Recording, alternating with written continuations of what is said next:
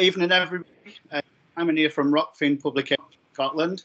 We're here this evening with Theo from Brazilian band Ego Kill Talent.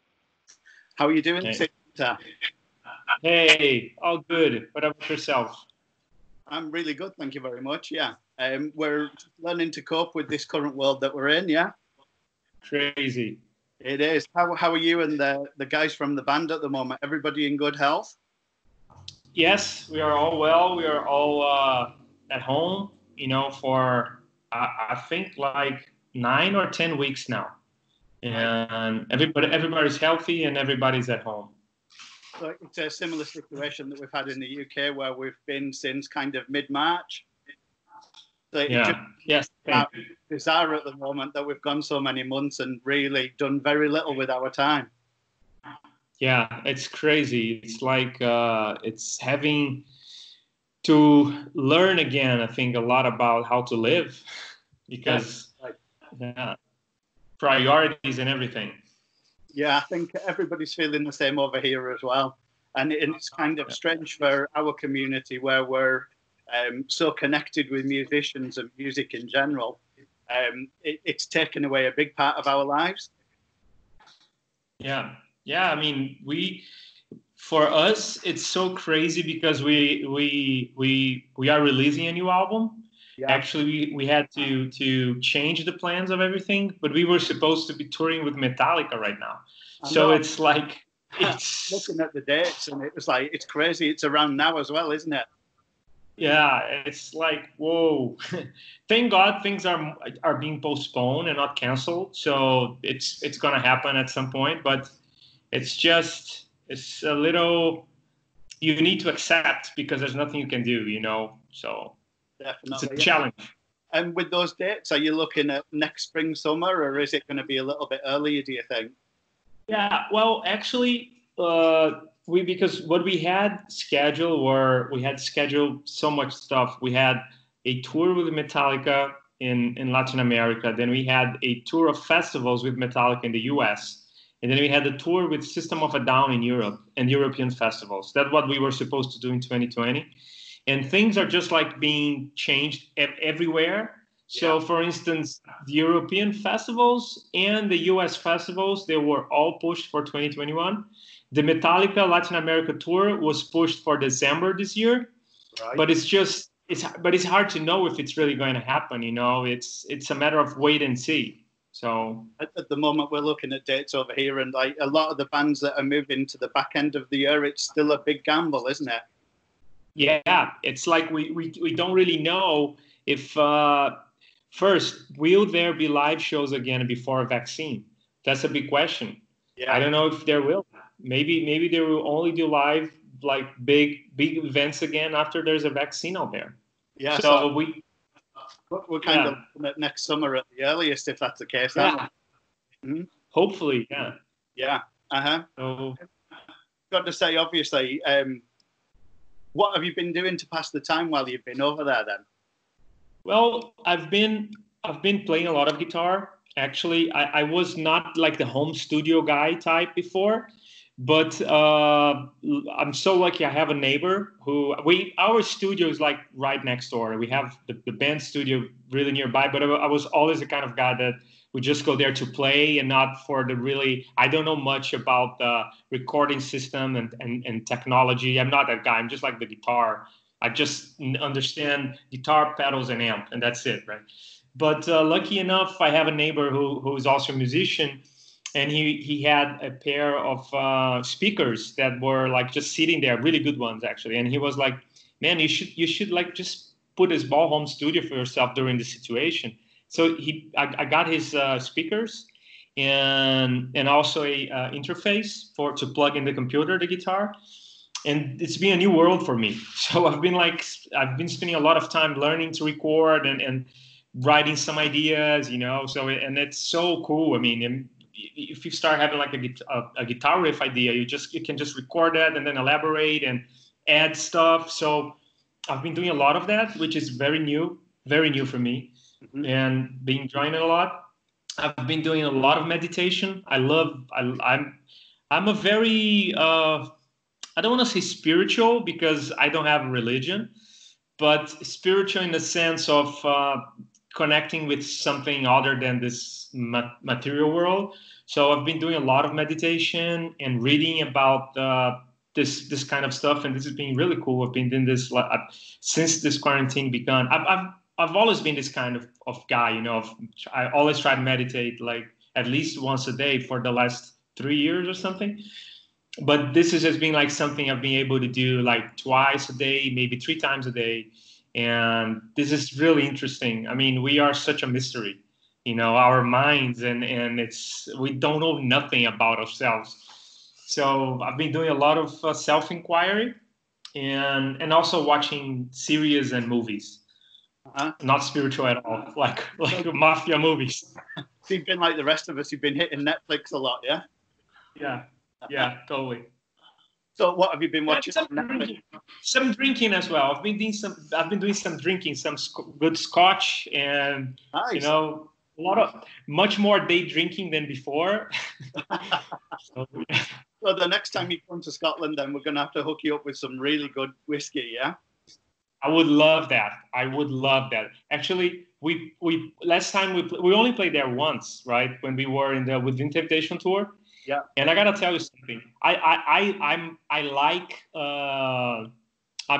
not like a heavy drinker, but I really like to drink. Like I drink every day, but not a lot. You know what I mean? So like every day at the end of the day, I have some wine or some beer or some scotch, but not like till I'm drunk. So when we were in Scotland, I was like, shit, we gotta try some scotch here. I mean, come on, guys. Yeah. And nobody in the band, we don't do drugs. We are not heavy drinkers. So I was like, okay, after the show, we're gonna get out and we're gonna try some local stuff, right? So I was like all pumped in the bus. I was like, guys, once we get to the hotel, let's just go upstairs, quick shower, and we are out in a bar. And everybody, yeah. And then, man, everybody went to the room, and then I start calling everyone, and everybody was like, oh, man, I'm slammed. I'm tired. Not going to do it. It was like, shit. You know what happened? I ended up drinking alone because I was like, we had one night in Scotland. I will try it, you know. So I just went to the bar downstairs. I sat down with the bartender, said, give me 5 different scotch. I want to try what you have, like local. Right. But it was alone. So it's not the same. I got to do this. Yeah, it's not the same. So then that's a promise. We're definitely going to do that, right? I really want to do that. Yeah. Really up to. Excellent. You know, you were talking about Within Temptation. Obviously, that's the first time that I got to see you, and it was actually in Glasgow. Yeah. I was at that show as well, and that must have opened up so many more opportunities for you as a band, did it? Yeah, for sure. I mean, it was the first time we played the UK. And that was amazing. We had, I think, 5 or 7 shows in the UK on that tour. Yeah. And it was surreal for us. It was like, there is this, I think there's, for outsiders like us, you know, we're from Brazil and all that.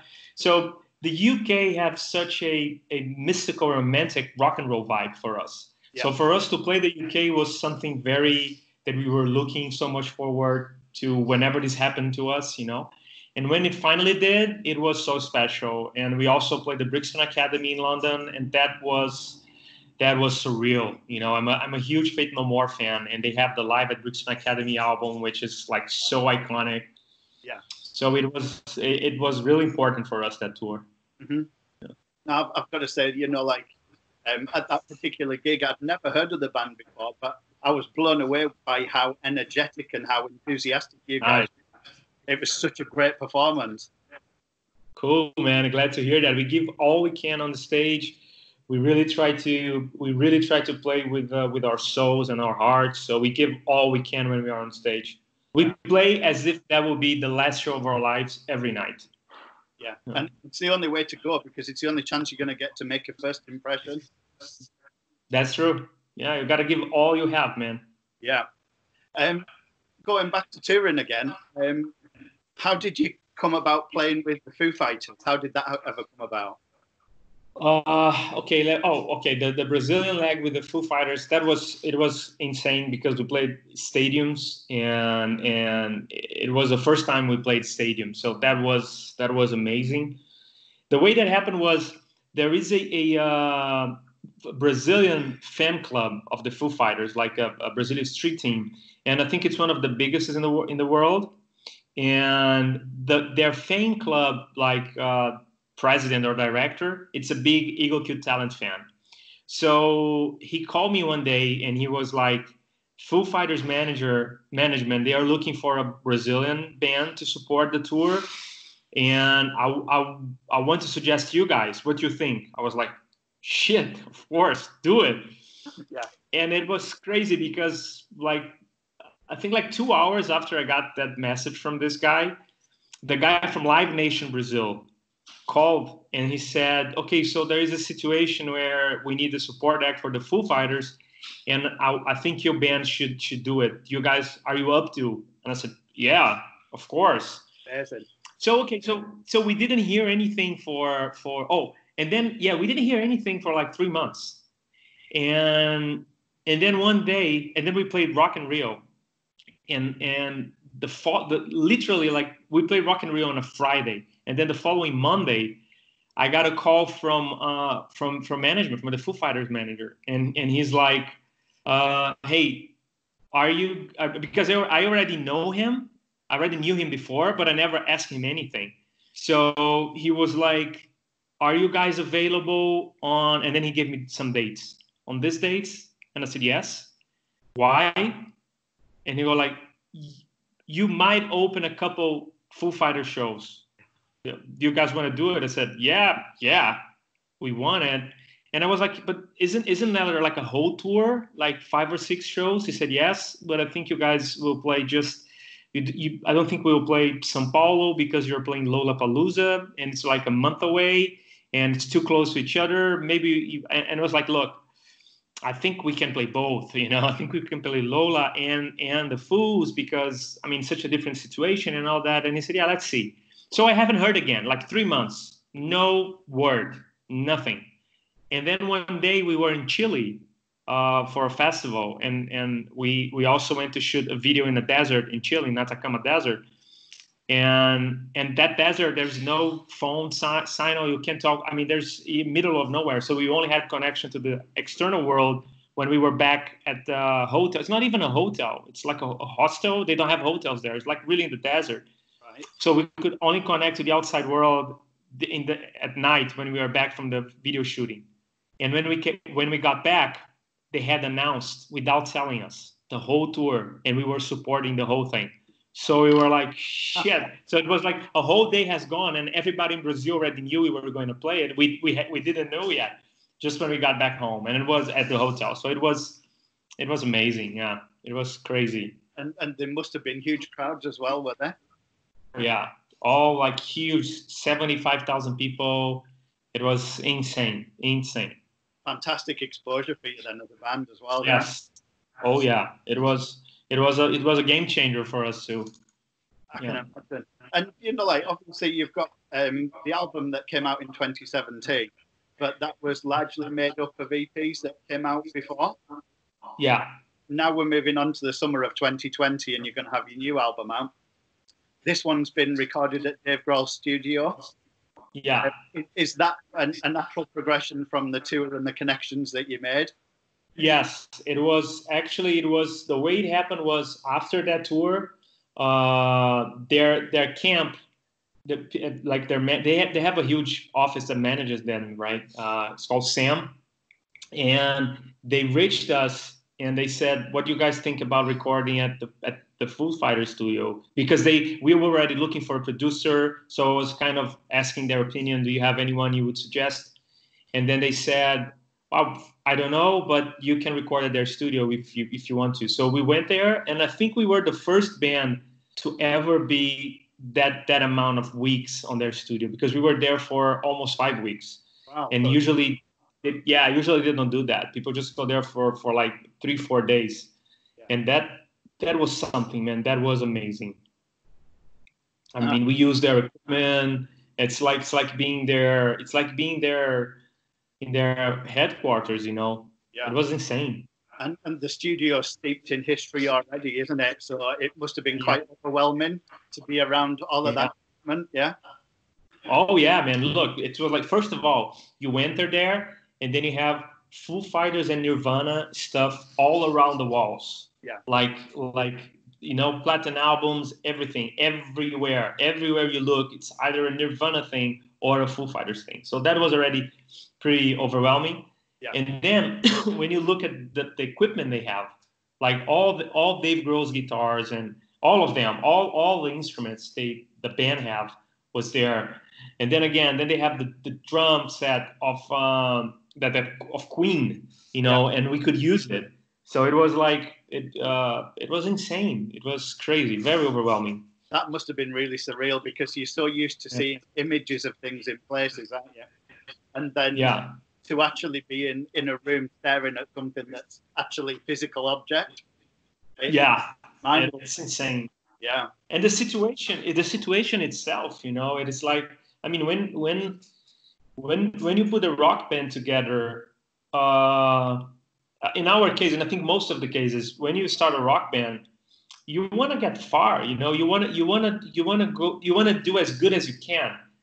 And when I remember in the first day we entered the studio, and the studio crew is amazing. They're so nice. Then when I entered there and I saw all that, and I was like, shit, we are recording an album here. There's so much history here. And I felt like, I don't care what happens next. I hope we do really well. But just the fact that we got here, you know, we did all we did, and we are here. It feels already like victory, you know. You know, when you went did you go in with the majority of the work already ready to be recorded, or did you actually come across new ideas in the studio? We had a lot of the songs written, nothing recorded, just like demos and stuff like this. But the songs most of them were written.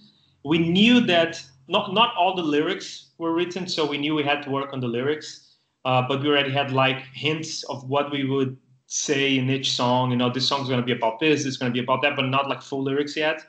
And we knew we had to change and twist some songs. But we had like I would say we had like 85 to 90% of the album already. We knew what we wanted, and the rest was there because we were working on it for a while. Actually, we arrived in LA, I think 10 days before the recording, just so we could do some pre-production. We could work a little more on the songs, rehearsal a little more, and yeah, but that was it. Very interesting time then, I would imagine, yeah. Yeah, it was amazing. And we wrote some stuff there that I think we're going to use on the next album. Like when we were already like done with all the drums and just like, okay, so someone is recording the bass, and we would be, the rest of the guys would be like on the kitchen or the living room with a guitar and like trying some stuff that I think we're going to use that on the next album. And like you were saying, because you've been at home so long and you've been recording bits, you've probably got a lot of ideas to take forward already. Yeah, exactly. You can work on them. Are the rest of the guys the same as well? Have they been working on stuff as well? Yes, actually, we are having a very nice dynamic right now because all of us have a home studio right now. So what we could do is like I can record a guitar idea here, and then I just send to one of the drummers, and he puts a drum on top of it and send back to me, and then we send to Jonathan to put some vocals, just so we can be trying and experimenting, you know, and that's really, really cool. It is. It's a lot of learning. Yeah. Like obviously as well in the live setting, your band's quite famous for swapping out instruments and playing each other's, you know, like basses and drums, etc. Is that something that happened? Did that happen in the studio as well? Yeah, totally. The way we start doing this was the situation was we already had a drummer because Jean, one of the drummers, used to play in Sepultura, right? Oh yeah. So he left Sepultura, and then he reached me and he was like, "What are you doing? Let's jam and let's see what happens." So we start jamming, And then basically what happened was we had the band without a bass player. And then Rafael, who's an old friend of ours, he goes like, man, I went to your studio and I listened to some demos. I want to be in the band. I was like, bro, we already have a drummer. Yeah. And he was like, I know, I don't care, I play bass. Yeah. And I said, okay. So he joined the band to be the bassist in the beginning. But he's an amazing drummer because I didn't even know he would like to play any other instrument, because Rafael is known on the scene for being a very good drummer. Right. And it was like, are you sure you want to play bass? He said, yeah, I want to be in the band. I said, okay. So he joined the band, and then one day we were like, Jean plays guitar very well. So Jean one day was with a guitar riff idea, and he was like, Rafael, can you sit on the drums real quick just so we can develop this idea? And then Rafael sat on the drums, I picked up the bass, and Jean was on the guitar. And then we kind of wrote that song. It's on the first album. It's called We All. So we wrote that song on that setup. And then when we finished the rehearsal and the writing process, we looked at each other and we were like, what if we do this live? What if we play this song? Because then we start thinking, oh, the song really came to life with this formation, like with Rafael on the drums, because it's a different vibe. How are we gonna present this live? And then it was like, let's do it like this. We just gotta swap instruments. And then we were like, okay, so maybe that's something we can explore. So that's how it was born. It was like totally organic. And now it's part of the band. It's such a nice feeling, because I've been in bands before, and it's always like, okay, I'm the guitar player, so like guitar is my field, let's say.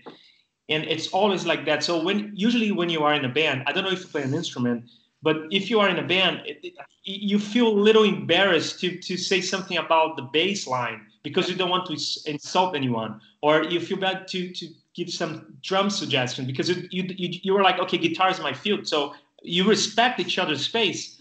But what we developed is a thing that everything is everyone's field. Yeah.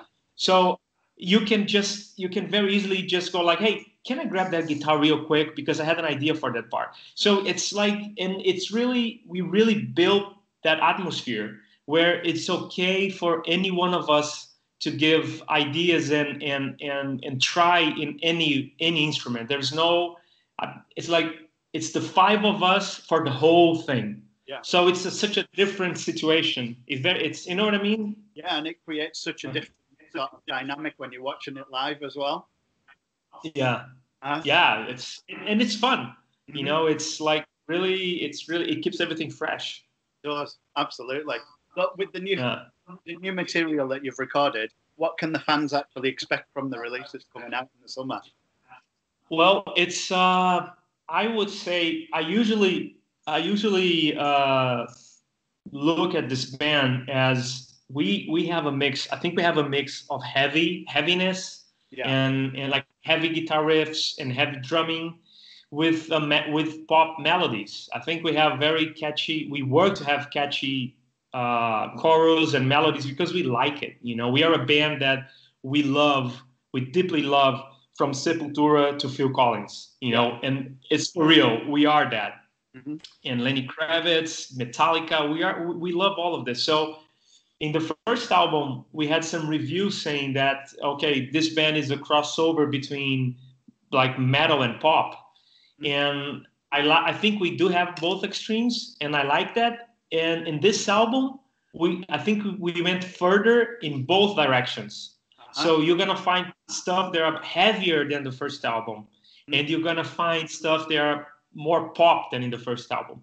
Okay. So we pushed the barriers, the limits, That's how I feel. Just like when we were growing up, you had a genre that you followed. So if you were a metal fan, or you were a pop fan, or you were into punk, or that kind of thing. But now I don't think there's any such thing as a genre. Yeah, I agree. It's music that you choose to like, or it's music that you choose to.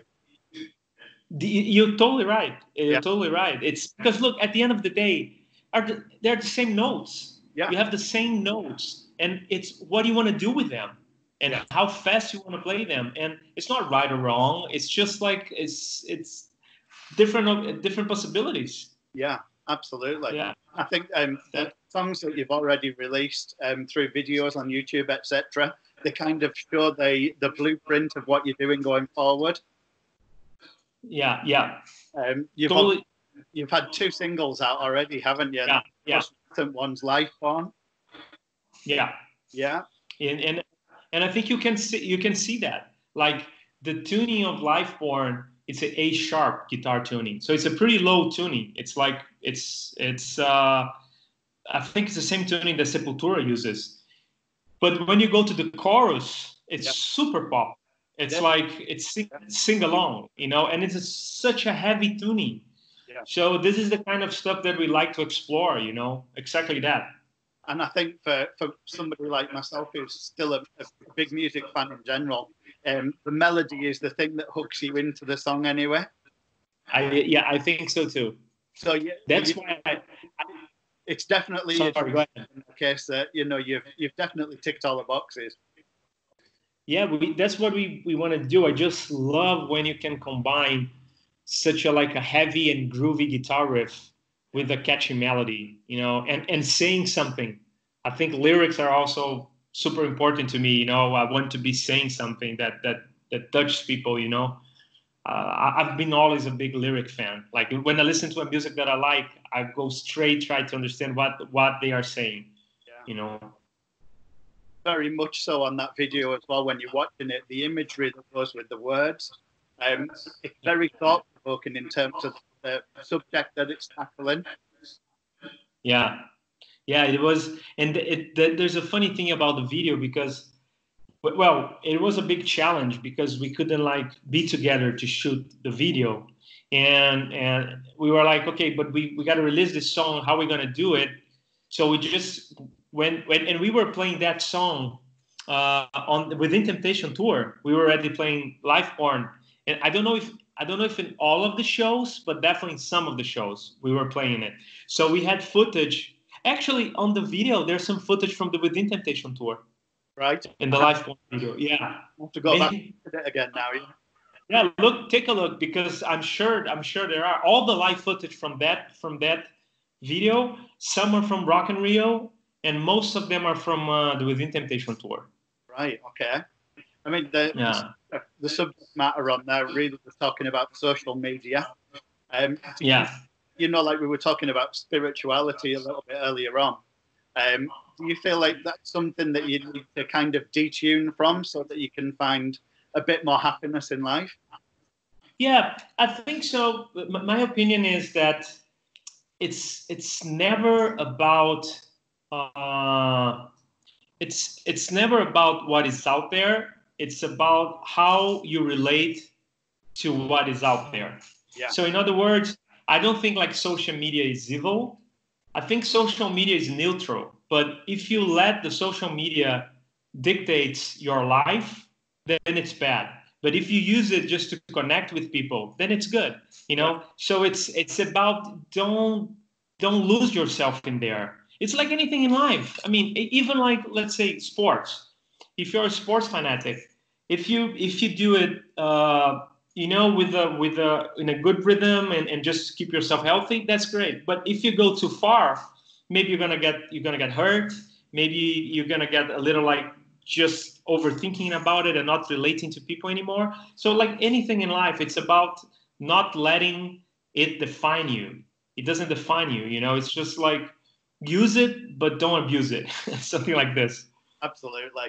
So are your plans still to release the album in the summer as they were before, even with the pandemic going as it is? Yeah, it changed a little bit. Actually, when the lockdown started, we were about to decide the release date. Yeah. We were because we already have all those tours scheduled. So we were looking at the schedule, the year schedule, and we were okay, when is a good date to release the album? Yeah. We knew it would be around European summer, but we were not sure of when, right? And literally on the week that we were talking about 3 or 4 dates, possibilities, all this shit happened. So we pushed the brakes, and we were like, let's wait a little bit and rethink how we're gonna do this. And actually, what we decided to do recently is we're gonna slice the release. We won't release all at once. Okay. We're gonna slice it somehow. Maybe some EPs. Yeah. And I'm not 100% sure how we're gonna do it, but we will release everything during the pandemic. Yeah. That's the idea. And is that an ongoing process so that you're ready to hit the road once it's all over? Oh yeah. I mean, once this is, I mean, we've been talking. I talk with our manager every day, and he's in Austin, the U.S. And we talk with our agency at least twice a month to see like what's going on, because we are in a big agency in LA, and they book all the big acts, like the Foo Fighters, Snoop Dogg. They book everything. It's William Morris. So every kind of couple weeks we get in touch and say, hey, how's it looking like? And they give us like, okay, this festival looks like it's going to move to this date next year. So we are, always on top of things. Right. But again, it's a big, let's hope things gets good, because we don't really know what's going to happen. No, this is true. It's, if anybody had a crystal ball at the moment, we'd be winning, wouldn't we? Yeah. Okay. Yeah. So can we expect a UK tour to be factored in as part of the process? Oh, for sure. We were supposed to do our first headline show in London on this summer. Unfortunately, it got pushed, but for sure we're gonna play England for sure. Yeah, and will that be likely to be a headline tour, or will it be on the back of somebody else's tour? I think we're gonna be supporting someone. Probably what was supposed to happen this year was that we were going to support System of a Down on most of the dates, and then we were going to do some festivals by ourselves, and like 4 or 5 headline dates just ourselves. Mm-hmm. And that was how it shaped. But now we got to see what's going to happen. Yeah, I really don't know. So it's tricky. We're just going to have to hope for the best, aren't we? And we'll all be in the same boat when it actually finishes. Yeah. Exactly. Very good. Exactly that. Well, thank you very much for your time today, Theo. I know it's late in the afternoon over in Brazil, yeah? Yes, 3 p.m. now. Is it? Right. So what are you doing for the rest of the day? Well, actually, I'm going to cook later today. So I'm probably going to, after we finish here, I might play some guitar, then I'm going to have a beer, and then I'm going to start cooking. Excellent. So productive. Yeah. It's early evening here, so we'll just be watching a bit of TV, and that's kind of it. Yeah, cool. Excellent. And I'm really looking for that scotch, man, when we are back there. When you do come over, that's a promise. We definitely get in touch, and it's going to happen. Awesome. That's sweet. Thank you very much for your time today. As well as that, I just need to thank Mike as well, from your management team. And yes, he's awesome. Emma from the UK Fan Club as well for setting this up. Yeah, she's awesome. She's super sweet. She is. She's a really good girl, yeah? So thanks so much for your time today. And we'll catch up with you again soon, yeah? For sure, man. Thank you. All the very best and good health to you all. Take care. For you too. Take care. Thanks. Bye-bye.